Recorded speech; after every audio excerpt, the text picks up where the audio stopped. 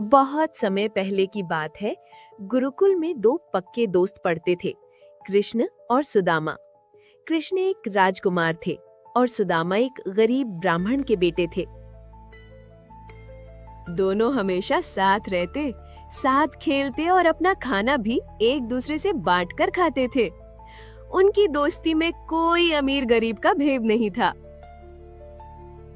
समय बीत गया, कृष्ण द्वारका के राजा बन गए और सुदामा एक गरीब ब्राह्मण ही रहे। उनके पास अपने बच्चों को खिलाने के लिए भी कुछ नहीं होता था।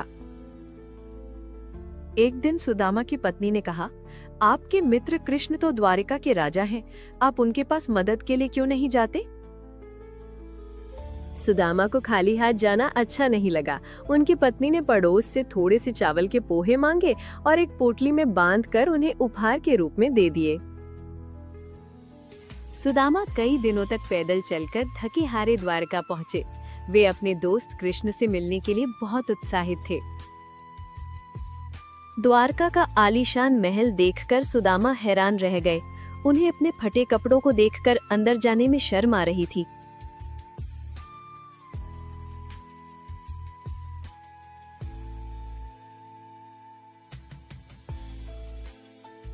जब द्वारपालों ने राजा कृष्ण को बताया कि कोई गरीब ब्राह्मण उनसे मिलना चाहता है, तो सुदामा नाम सुनते ही कृष्ण दौड़ पड़े।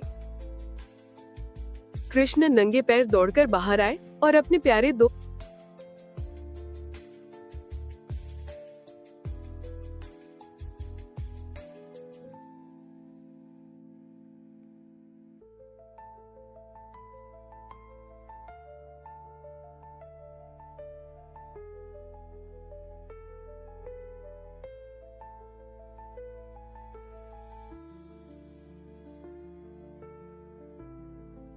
कृष्ण सुदामा को महल के अंदर ले गए, उन्हें अपने सिंहासन पर बैठाया और अपने हाथों से उनके पैर धोए।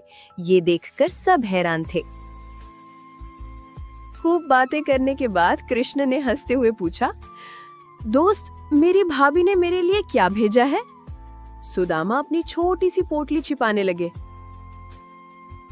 कृष्ण ने झट से वो पोटली ले ली और बड़े स्वाद से पोहे खाने लगे।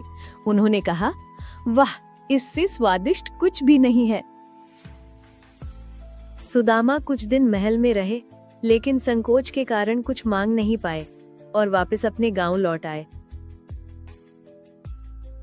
लेकिन जब सुदामा अपने गांव पहुंचे, तो अपनी झोपड़ी की जगह एक बड़ा सा सुंदर घर देखकर दंग रह गए। उनकी पत्नी